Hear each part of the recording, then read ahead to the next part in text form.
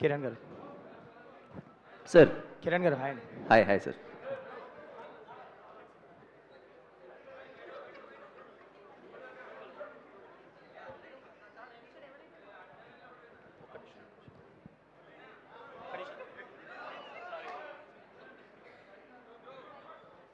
Raj bro, hi Raj bro. Kiran గారు hi అండి. Hi hi. Hi. Actually ఇందాక సాయిరాజ్ గారు అన్నట్టు ఏ సినిమాకైనా మార్నింగ్ షో నాకు ఈజీగా దొరకదన్నారు. బట్ రీసెంట్ టైమ్స్లో మీకు కూడా అదే జరుగుతుంది. అంటే మార్నింగ్ సోషల్ మీడియాలో కానీ క్రిటిక్స్ నుంచి కానీ ఒక మిక్స్డ్ టాక్ వస్తుంది, లైక్ కొంతమంది ఆడియన్స్ నుంచి కూడా. బట్ ఆఫ్టర్నూన్ వరకు అదే ఉంటుంది. ఈవినింగ్ షో మెల్లగా పికప్ అవుతుంది బుకింగ్స్. సో మీరు పట్టుకొని ఇంక అక్కడ నుంచి థియేటర్స్ విజిట్ చేస్తుంటారు, డ్యాన్స్లు వేస్తుంటారు, ఏదో మ్యాజిక్ చేస్తారు. ఇంకా అక్కడ నుంచి హౌస్ఫుల్స్ పడతాయి నెక్స్ట్ డే నుంచి. సో అది కంటిన్యూ అవుతుంది. ఏంటి అసలు మీ విషయంలోనే ఎందుకు ఇలా జరుగుతుంది? అంటే దేం లేదు రాజ్ బ్రో, అంటే మనం సినిమా నమ్మి ఒకటి చేస్తాం, ఈ ఆడియన్స్కి సినిమా క్యాటర్ అవుతుందని చెప్పి మనం గట్టిగా నమ్ముంటాం. మేబీ ఇనిషియల్గా చూసే ఆడియన్స్ వాళ్ళు కాకపోయి ఉండొచ్చు. అంటే ఎవరైతే చూసింటారో వాళ్ళకి జెన్యున్గా అది నచ్చకపోయి ఉండొచ్చు, వాళ్ళు రివ్యూ ఏదో వాళ్ళు ఇస్తారు. కానీ నేను నమ్మేది ఏంటంటే మనం చాలా కాన్ఫిడెంట్గా నమ్మి ఈ సినిమా వర్కౌట్ అవుతుందిరా, పలానా ఆడియన్స్కి ఇది నచ్చుతుందిరా అని మనం గట్టిగా నమ్మినప్పుడు అస్సలు మనము సినిమాను తీసుకెళ్ళాలి ఇంకా. అందుకే నేను కేరాంప్ విషయంలో కానీ చెన్నై లవ్ స్టోరీ విషయంలో కానీ ఇర్రెస్పెక్ట్ ఆఫ్ ఎనీథింగ్ లేదు, ఈ సినిమాను మనం గట్టిగా నమ్మాం, ఈ సినిమాని ఖచ్చితంగా జనాల్లోకి తీసుకెళ్ళాలి, ఇది ఖచ్చితంగా పెద్ద హిట్ అవుతుందని నమ్మాము. అందరము అదే కాన్ఫిడెన్స్తో ఉన్నాం, అలా పరిగెత్తాం. ఐఎమ్ సో హ్యాపీ ఈరోజు ఇంత పెద్ద బ్లాక్ బస్టర్ అయింది. సో కా నుంచి ఇప్పటి వరకు చూసుకుంటే ఏది అంత ఈజీగా దొరకట్లేదు మీకు. ఈజీ దొరకట్లేదు రాజ్భాయ్, ఎందుకో దేవుడు పరీక్షిస్తున్నాడు, కొంచెం ఇచ్చేది కూడా కొంచెం టఫ్గా. బట్ ఐఎమ్ హ్యాపీ ఆడియన్స్ ఇంత మంచిగా ఓన్ చేసుకొని ఇంత పెద్ద రెస్పాన్స్ ఇచ్చారు. As a actor you done a great job. Especially ఆ టీ తాగే సీన్లో కానీ కొన్ని సెకండ్ హాఫ్లో కొన్ని వచ్చే ఎమోషన్స్ కానీ మైన్యూట్ ఎక్స్ప్రెషన్స్ అయినా చాలా బాగా ఇచ్చారు. Thank you so much Rajbhai. I'm so happy. పర్టికులర్గా మీడియా దగ్గర నుంచి కానీ అందరి దగ్గర నుంచి కాల్స్ వచ్చి స్టీవెన్ శంకర్ రోల్ గురించి మాట్లాడుతుంటే I'm so happy, so happy. Thank you so much. Gauri గారు, సెకండ్ హాఫ్లో ఒక సీక్వెన్స్, ఒక సీన్ ఉంటుంది కదా, you done a great job, brilliant performance, congratulations. Thank you so much. Ravi గారు, యాక్చువల్లీ ఆడియన్స్ నుంచి సెకండ్ హాఫ్ ఒక చిన్న కంప్లైంట్స్ ఉన్నాయి కొంతమందికి. అంటే దానికి ఏమైనా కనెక్షన్ సీన్స్లో ఏమన్నా ఫస్ట్ హాఫ్లో వేసుకోవడం ఏదన్నా ఎడిట్లో ఏదన్నా మిస్ అయిందా, లేదంటే అది కొన్ని లాకులు ఏదో సెకండ్ హాఫ్ సంబంధించి? కనెక్షన్ సీన్స్ మిస్ అవ్వడం అంటే ఏం లేదు సార్. అంటే ఫస్ట్ టైం చూసినప్పుడు అలా అనిపించి ఉండొచ్చు, కానీ ఇప్పుడు చూసే ఆడియన్స్కి అది సెటిల్గానే అనిపిస్తుంది. మిస్ అవ్వడం అంటూ ఏం లేదు సార్, అలాంటిది ఏం లేదు. అంటే ఫస్ట్ హాఫ్లో ఏమైనా చిన్న చిన్న సీన్స్ ఎడిట్ అవ్వడం అది ఏం లేదు సార్. ఫస్ట్ హాఫ్లో ఎడిట్లో తీసేసింది ఏం లేదు. కంగ్రాచులేషన్స్ అండి. Thank you. Sai Rajesh. Hi. మీకు బేబీ సినిమా ఎంత పెద్ద సక్సెస్ అయినా కూడా కొంచెం గిల్ట్ ఉండిపోయింది ఆ సినిమా విషయంలో. ఆ గిల్ట్ మీరు చాలాసార్లు ఎక్స్ప్రెస్ చేస్తున్నారు. సో ఆ గిల్ట్ చెన్నై లవ్ స్టోరీతో ఏమైనా పోయిందా, తగ్గిందా? యా, గిల్ట్ జనం నన్ను అర్థం చేసుకోలేదని, నేను తప్పు చేశానని కాదు. బట్ గౌరీకి వచ్చే ప్రతి పొగడ్త నాకు పర్సనల్గా నా క్రాఫ్ట్లో నాకు ఇస్తున్న పొగడ్తలో ఉన్నంత హ్యాపీనెస్ వస్తుంది అనమాట. ఏదైతే ఆ గ్రేవ్ యార్డ్ సీన్ అన్నది రియల్ గ్రేవ్ యార్డ్ అనమాట. అది ఆ రోజు తను దానికి అయిన ప్రిపరేషన్, కట్ చెప్పినా తనకి ఆ కంట్రోల్ కాకపోవటము, నేను మధ్యలో మానిటర్ చూస్తూ పక్కకెళ్ళి కొద్దిగా మేకప్ ఏమన్నా చేద్దామా, మొహం అంతా రెయిన్లో ఇట్లా తడిచిపోయి ఉన్నావు ఇట్లా అంటే అసలు అమ్మాయి సార్ వదిలేయండి సార్, నన్ను అలాగ ఉంచండి సార్, ఇట్లా ఏడవండి అట్లా ఏడవకండి చెప్పొద్దు సార్ అంటే నేను కొద్దిగా అట్లా మడి పళ్ళు ఓపెన్గా తెరిచి ఏడవద్దు, ఇలా ఏవో ఆర్టిస్టిక్ ఇవన్నీ చెప్తున్నప్పుడు ప్లీజ్ సార్ నన్ను అలా ఉండనివ్వండి సార్ ఇట్లా అని. సో బేబీలో ఏదైతే ఫస్ట్ 2-3 రోజులు 4 రోజులు ఆ క్యారెక్టర్ మీద వచ్చిన కాంట్రవర్సీ ఏదైతే ఈ సినిమాలో గౌరీకి యునానిమస్గా అట్లాగా జనం ఇట్లా బ్రహ్మరథం పెట్టడం అనేది it's like very personal win for me. Yeah. Also ఇందాక మాట్లాడుతూ మీరు ప్రీమియర్స్కి వచ్చిన రెస్పాన్సెస్ బట్టి మార్నింగ్ ఆర్ మ్యాట్నీ షోస్కి చేంజెస్ చేసామని చెప్పన్నారు కదా. So was that about a run time or any sequences స్పెసిఫిక్గా ఏంటో చెప్పగలరా? లేదు సార్, అది ఎవరికీ తెలియదు, మా ప్రొడ్యూసర్లకి తెలియదు, నాకు డైరెక్టర్ తప్ప ఎవరికి తెలియదు అంతే.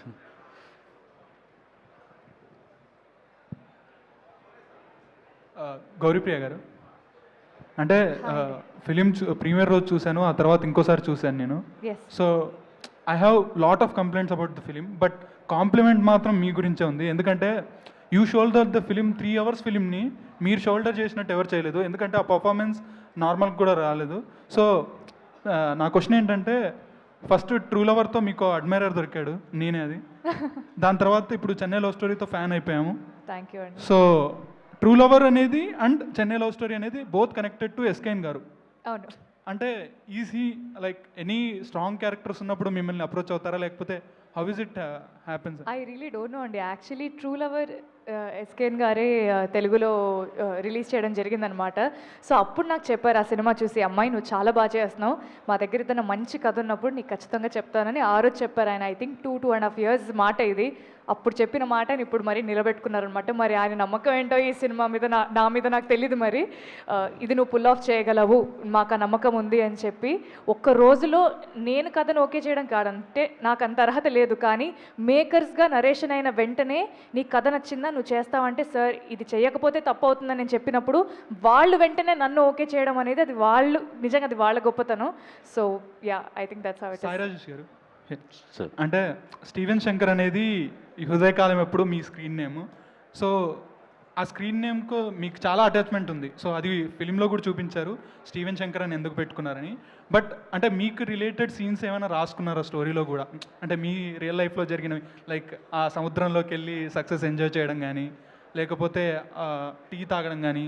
సో ఇవన్నీ మనసుకి హత్తుకున్న సీన్స్ అనమాట. సో మీకు రిలేట్ అయిన సీన్స్ ఏమన్నా రాసుకున్నారా స్టోరీలో? యాక్చువల్లీ అంటే ప్రతి డైరెక్షన్ డిపార్ట్మెంట్ వచ్చిన ప్రతి ఒక్కళ్ళు పడే కష్టాలు అవన్నీ అన్నట్టు. సారీ, యూనివర్సల్ కష్టాలు అవంతా డైరెక్షన్ డిపార్ట్మెంట్లో. పర్టికులర్గా నా గురించి ఏమి రవి రాయలేదు అనుకుంటా, ఆ క్యారెక్టర్ డెవలప్మెంట్ అంతా రవియే చేశాడు. స్టీవెన్ శంకర్ అనే పేరు పెట్టింది తనే. దాని వెనక రీజన్ కూడా సింపుల్, గ్రేవ్యార్డ్ బాక్స్లోంచి బయటికి రావాలి కాబట్టి, దానికి ఒక క్రిస్టియన్ క్యారెక్టర్ ఒకటి సెట్ చేయాలి కాబట్టి దానికి స్టీవెన్ శంకర్ అనే పేరు పెట్టాడు. కానీ ఆ టీ తాగే మూమెంట్ కానీ, ఆ తర్వాత జిగితారా లీడ్ సీన్లో తను చెప్పేది కానీ, ఇవన్నీ ప్రతి డైరెక్టర్ ఈరోజు సక్సెస్ఫుల్ డైరెక్టర్ అయినా, రేపు డైరెక్టర్ అవ్వబోతున్న వాళ్ళైనా, రవి లైఫ్లో ఉంది, నా లైఫ్లో ఉంది, ప్రతి డైరెక్టర్ లైఫ్లో ఉంటుంది. ఒక హీరో తర్వాత డైరెక్టర్ కిరణ్ గారి లైఫ్లో ఉండకపోవచ్చు, కానీ కిరణ్ గారు యాక్టర్గా ఉన్నప్పుడు కూడా ఇలాంటి కష్టాలే పడి ఉంటారు ఫర్ షూర్. సో అంతేనండి. Thank you.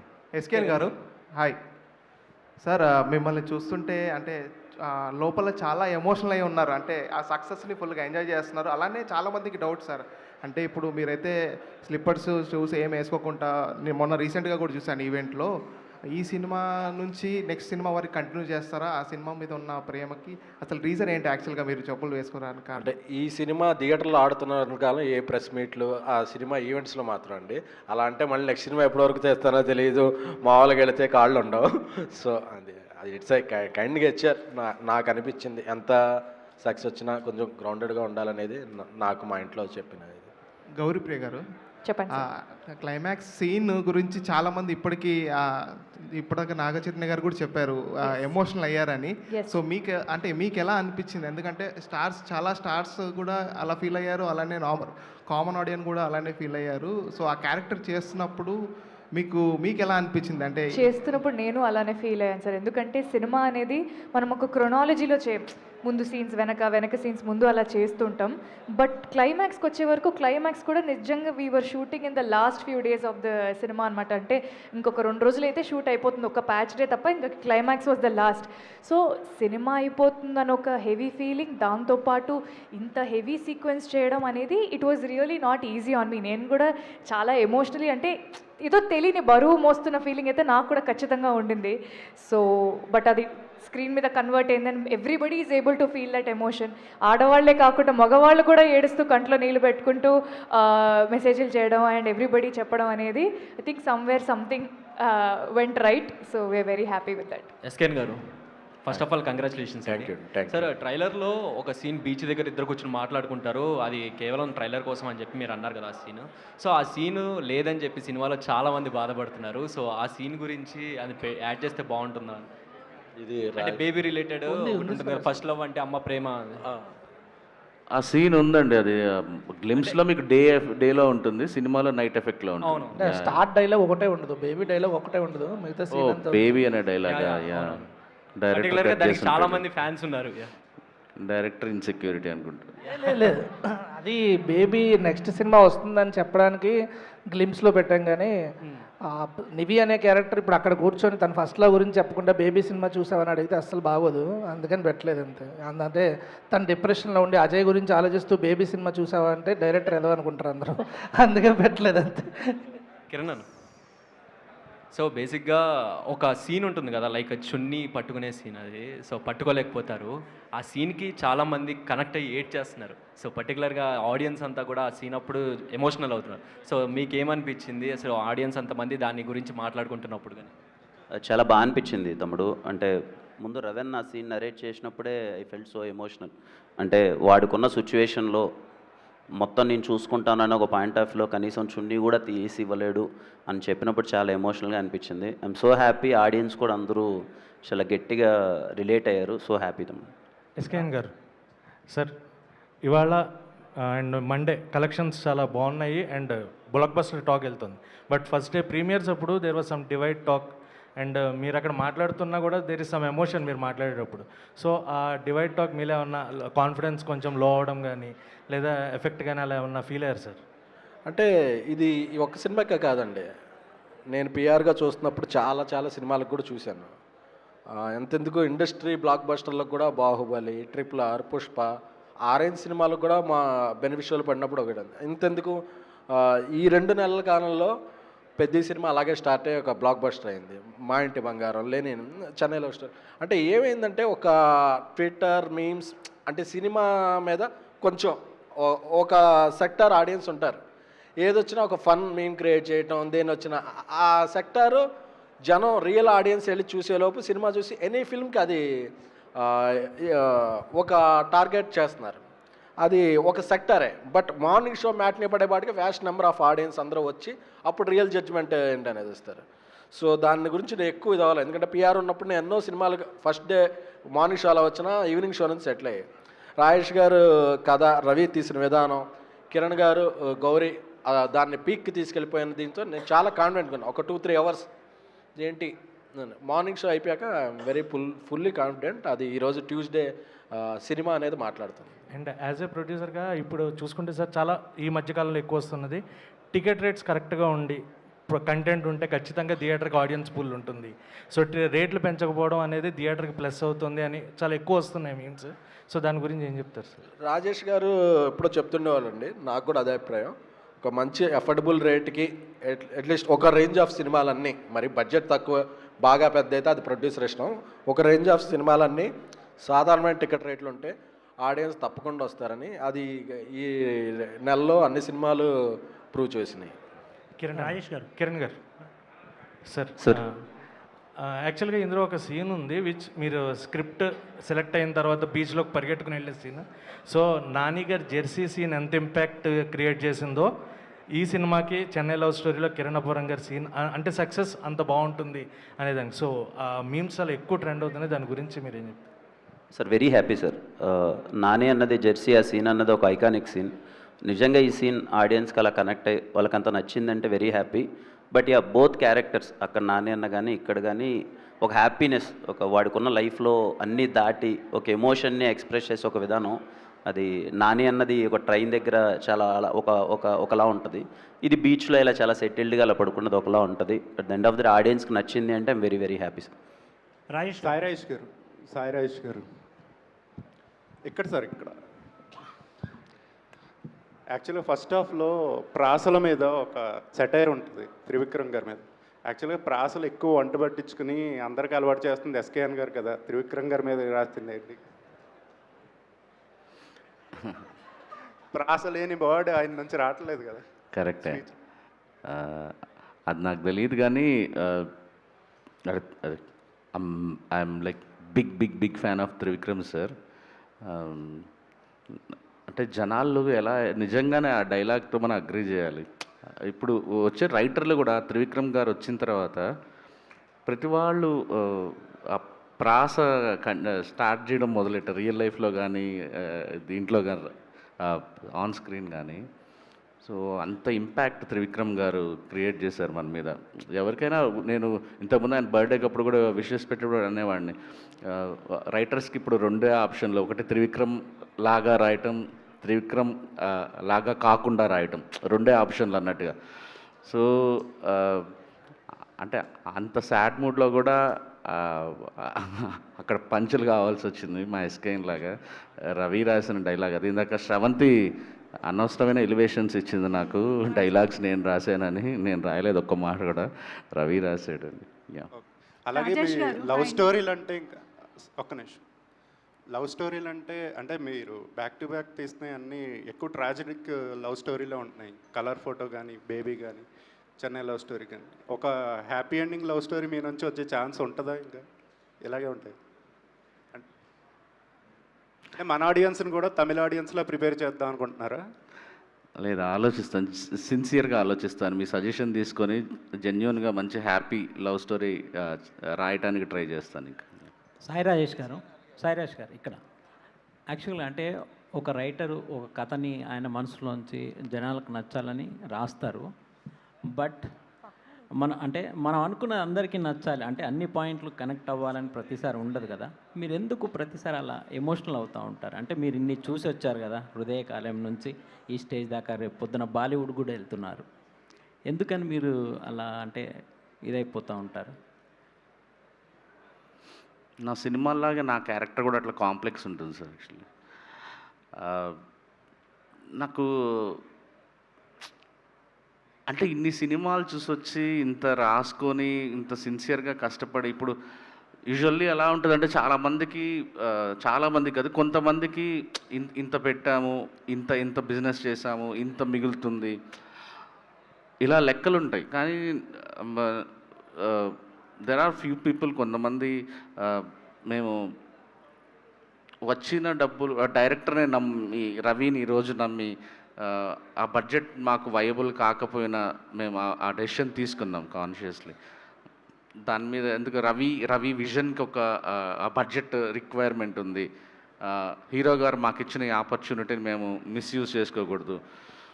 సో ఇవన్నీ అంటే నిజంగా చెప్పాలంటే మా హీరో గారికి ముందు 2 సినిమాలు హిట్ లేకపోయినా, నాకు బేబీ లేకపోయినా, ఈరోజు మేము చాలా పెద్ద రిస్క్లో ఉన్నట్టు, చాలా పెద్ద రిస్క్లో ఉన్నట్టు. లక్కీలీ మాకు ఉన్నాయి అవి. సో అసలు ఒక్కోసారి ఎలా ఉంటుందంటే సార్, అన్నీ అయిపోయినట్టే ఉంటుంది. రిలీజ్ ముందు అన్ని బిజినెస్లు జరిగేసినట్టే ఉంటాయి, అన్నీ క్లోజ్ అయిపోయినట్టే ఉంటాయి. కానీ ఒక వారం ముందు వరకు కూడా ఒక వారం ముందు వరకు కూడా ఎట్లా ఉంటుందంటే అయిపోయాం రా ఈసారి అనిపిస్తుంది ఫీలింగ్. ఇదేంటారు నేను సార్ సార్ సో ఇది సినిమా వాళ్ళ లైఫ్ కూడా సినిమాలానే ఉంటుంది సార్. ఇంకా మనం ఏమీ చేయలేము. అట్లా నిన్న బాగున్నట్టే అనిపిస్తుంది, ఈరోజు ఎవడో ట్విస్ట్ ఏదో జరుగుతుంది. సో మనం ఏమి మన చేతిలో ఉండదు.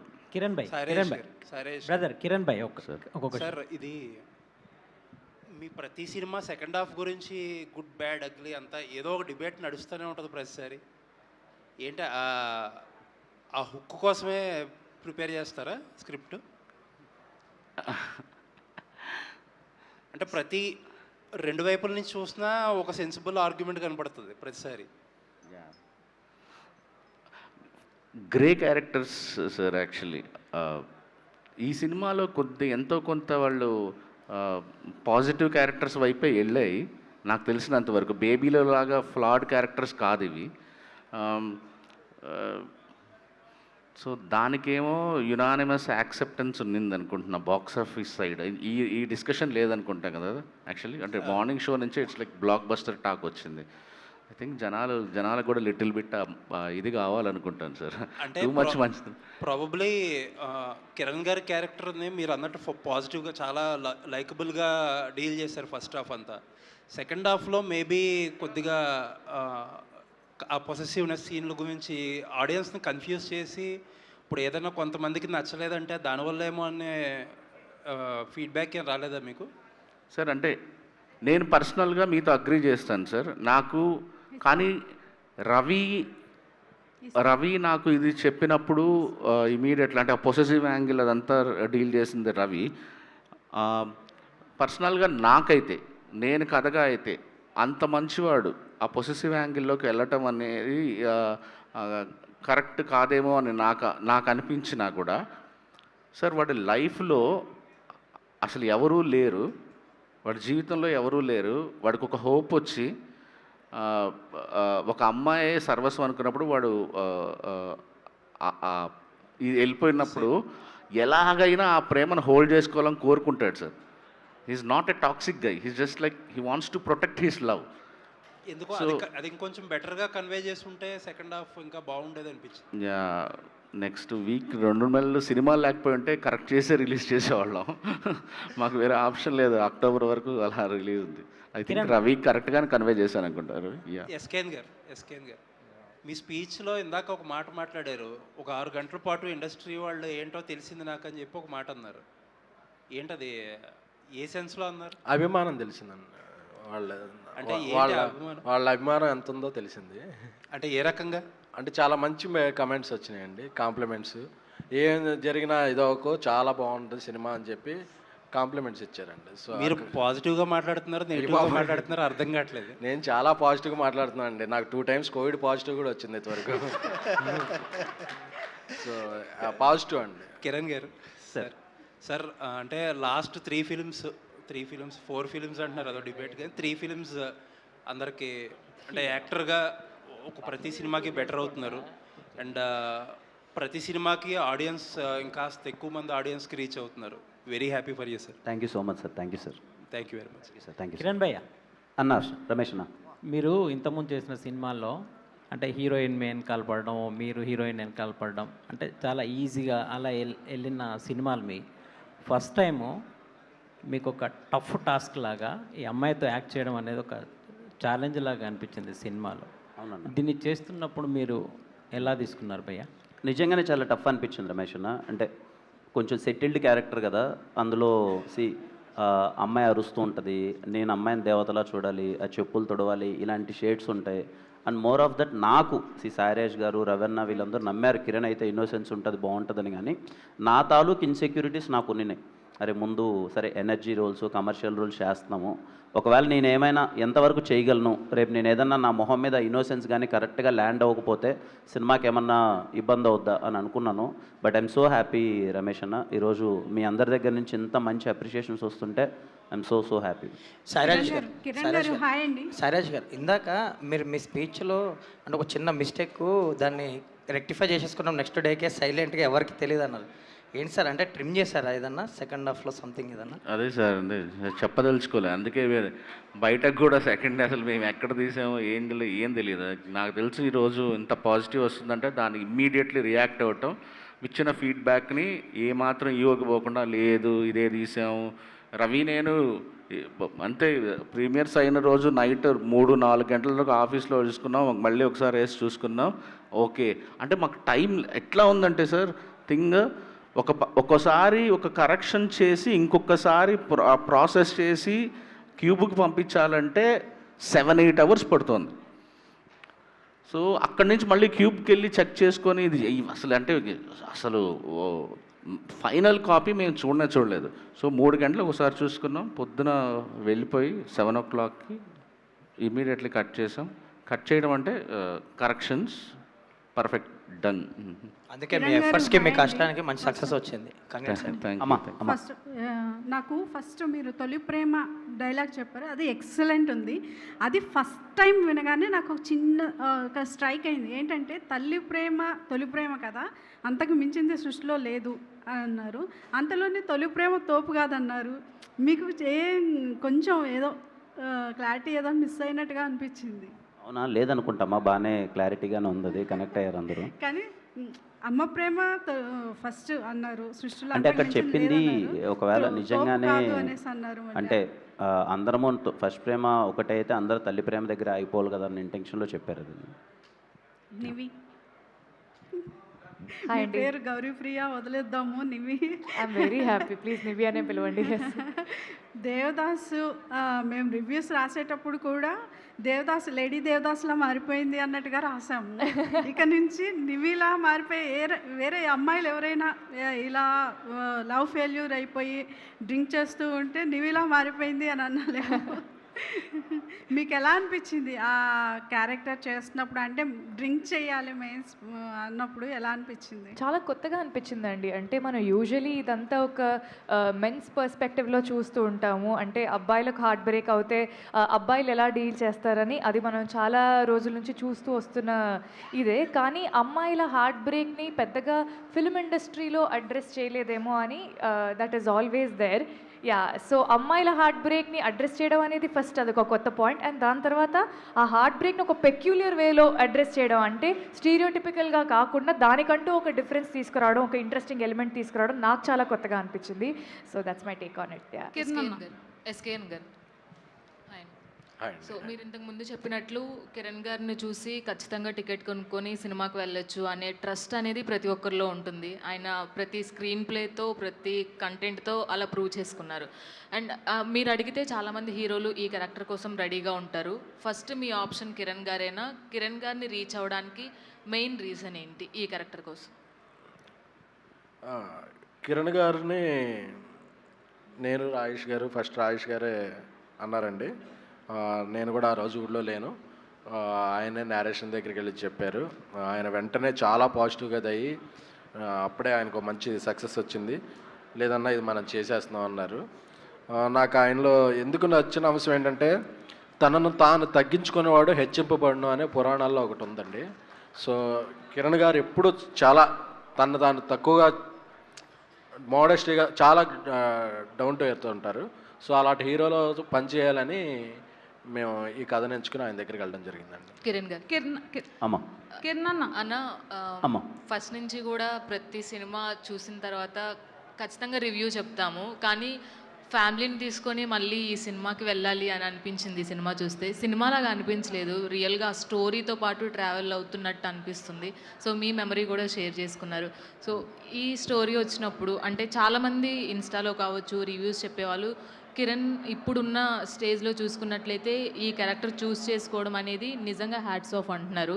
సో మీరు సెలెక్ట్ చేసుకోవడానికి మెయిన్ రీజన్ ఏంటి స్టీవెన్కి? ఖచ్చితంగా కథ నచ్చిందమ్మా. రాజేష్ గారు ఎప్పుడైతే ఒకసారి వినండి బాగుంటుంది అన్నారో, రవెన్న నరేట్ చేస్తున్నప్పుడే కథ చాలా బాగా అనిపించింది. దాంట్లో ఎమోషన్ చాలా ప్రాపర్గా ఉందనిపించింది. అదే ఇందాక చెప్పినట్టు మేబీ నా లైఫ్లో పర్సనల్గా నేను దగ్గరగా అన్నను అలా చూడడం అవ్వచ్చు. మేబీ రిలేటబుల్ ఫ్యాక్టర్ చాలా మందికి ఉంటుంది. మనందరం లైఫ్లో ఎవరెవరిని వెరీ ఇంపార్టెంట్ పర్సన్ మిస్ అవుతూ ఉంటాం. సో రిలేటబుల్ ఫ్యాక్టర్ ఉంటుంది. అండ్ ఈ ప్రేమ కథలో చెప్పిన కాన్వర్జేషన్స్ కానీ రవెన్న చెప్పినప్పుడు చాలా బాగా అనిపించాయి. సో ఇంకో రీజన్ ఏదీ లేదు, నేనేం పెద్ద క్యాల్కులేషన్లు అవేం ఆలోచించలేదమ్మా. మంచి కథ, నేను మేకర్స్ని నమ్మాను, ఖచ్చితంగా వీళ్ళు నన్ను మంచిగా ప్లేస్ చేస్తారు, బాగా చూసుకుంటారు బాగా అని. అండ్ ఐఎమ్ సో హ్యాపీ, చాలా మంచి పేరు వచ్చింది. Yeah, thank you Gowri. And చాలా మంచి కాంప్లిమెంట్ అమ్మా, రివ్యూ కాకన్నా ఫ్యామిలీ అందరితో. Thank you for that. Thank you. Gowri, Chennai love స్టోరీతో మీకు ఒరిజినల్ స్టార్ అనే ట్యాగ్ బాగా వినిపిస్తుంది. కంగ్రాచులేషన్స్ అన్న. అండ్ మీ నెక్స్ట్ మూవీలో మేము స్క్రీన్ మీద ఒరిజినల్ స్టార్ కిరణ్ అబ్బవరం అని చూడొచ్చా? వద్దమ్మా, చూడరమ్మా. అంటే నేను డైరెక్ట్ చేసేది వేసుకుంటే బాగోదు, తర్వాత సినిమా ఎవరన్నా వేస్తే చూడు. సార్ సార్ సినిమా హిట్ అవ్వక వచ్చిన తర్వాత చాలా మీమ్స్ మీద చాలా ఎక్కువ మీమ్స్ వచ్చాయి. అంటే పిఆర్ టీమ్ కిరణ్ చాలా అమాయకుడిగా కనబడతాడు, కానీ పిఆర్ టీం చాలా గట్టిది, పిఆర్ టీంతో హిట్ కొట్టారు అంటున్నారు. దాని మీద మీ స్పందన ఏంటి? పిఆర్ టీంతో హిట్ కొట్టేటట్లయితే ప్రతి సినిమా అందరూ కొట్టాలి కదండి. అంటే నేను అదే అంటానండి, ఎప్పుడు ఏదో సక్సెస్ వచ్చినప్పుడు ఎవరో ఒకరిని ఏదో అనాలి, ఒక మాట అనాలన్న థింగ్ అయితే అనద్దండి. పర్లేదన్న, ఆన్సర్ చేద్దాం, పర్లేదు, తప్పేముందన్న. అయ్యో సార్ అన్న, ఆన్సర్ చేద్దాం, తప్పేముంది, కెమెరా అయితే తిప్పండి అన్న, ఆన్సర్ చేద్దాం, ఏం కాదు. యా, అంటే అన్న వినండి అన్న, పర్లేదు అన్న, వినండి, పర్లేదు. అంటే నేను ఏమంటానంటే అన్న, ఏ సినిమా పిఆర్తో ఎవరు ఎంత రుద్దినా ఏమవుదు, మనం ఆడియన్స్ దాన్ని రెస్పెక్ట్ చేద్దాం. ఓ సినిమా వచ్చి వాళ్ళు ఇంటిల్లపాది సినిమా వచ్చి చూసి ఇంత రెస్పెక్ట్ ఇస్తున్నప్పుడు కనీసం వాళ్ళకన్నా గౌరవం ఇద్దాం. ఏదో ట్విట్టర్ అకౌంట్ ఉంది కదా అని ఏదో పెట్టేయాలి అన్నదైతే నేను నమ్మను. And particularly Chennai love story సినిమాకి మీరు ఎక్కడైనా చూడండి, మ్యాట్నీస్ కానీ ఫస్ట్ షోస్ కానీ 60% ఫ్యామిలీస్ ఉన్నారు. వాళ్ళు ట్విట్టర్లో ఉంటారా? వాళ్ళు ట్విట్టర్లో ఉండి అయితే వెళ్ళరు కదా, వాళ్ళు ఒక మౌత్ టాక్తో వెళ్తారు కదా. అంటే అదే అనిపిస్తుంది అన్న, అంటే ఏదో ఒకటి అనాలని ఎప్పుడు ఏదో ఒకటి అనడం అన్నది వెరీ వెరీ ఈజీ. కానీ దాని వెనకాల ఇదిగో ఇలా సక్సెస్ఫుల్ వచ్చినప్పుడు ఇంకేదో ఒకటి అనేసేయాలి. నాకు ఇదేం కొత్త కాదన్న, సెకండ్ సినిమా దగ్గర నుంచి మొత్తం అంతా చూసుకుంటూ వచ్చాను. నాకు తెలిసింది ఒకటే, కష్టపడాలి, నిజాయితీగా ఉండాలి, అదే సక్సెస్ ఇస్తుంది. దేనికి కంగారు పడద్దు. అంటే నాకైతే కొత్త కాదు, నాకు తెలుసు కూడా. నాకు ఈ సినిమాకి ఓకే కంటిన్యూస్ వరుసగా 3 సినిమాలు హిట్లు పడుతున్నాయి, ఏదో ఒకటి వస్తుంది. బట్ నాకు కొత్త కాదు. అండ్ ప్లీజ్ దయచేసి ఆడియన్స్ని రెస్పెక్ట్ చేయండి. నా సినిమా కాదు, ఎనీ సినిమా వచ్చి థియేటర్లో అంత మంచి కలెక్షన్లు ఇచ్చినప్పుడు ఆడియన్స్ వచ్చి సినిమా చూసారా, అందుకే ఇంత టీంకి గౌరవం కానీ సక్సెస్ కానీ వచ్చిందిరా అన్నది ఆడియన్ రివ్యూని దయచేసి రెస్పెక్ట్ చేయండి. ఊరికే ట్విట్టర్లో ఈ సక్సెస్ ఎందుకు వచ్చింది, దీనివల్ల వచ్చింది, దానివల్ల వచ్చింది అని అయితే ఉండదు. అలా అయితే నేను ఏమంటానంటే, అందరి దగ్గర కోట్ల డబ్బులు ఉంటాయి, అందరి దగ్గర నాకు తెలిసి అందరికన్నా నా దగ్గర తక్కువ ఉంటాయి, చాలా కోట్ల డబ్బులు ఉంటాయి. అలా అయితే నిజంగా అన్ని సినిమాలు 200 కోట్లు 300 కోట్లు రావాలి. సో పిఆర్ అన్న థింగ్ అన్నది ఎప్పుడు దయచేసి ఊరికేదో అనాలని అయితే అనొద్దు. It's my sincere request. Thank you so much to all the media. Yes, so Chennai love story మీ థియేటర్స్లో ఉంది, వెళ్ళి చూడండి. స్టీవెన్కి అండ్ నివికి ఇంకా ప్రేమను పంచండి. Thank you. Today our PROs are SK media Suresh గారు అండ్ వంశీ గారు. And today event by Shreyas media, Bharat's #1 movie events and promotional company. Thank you so much.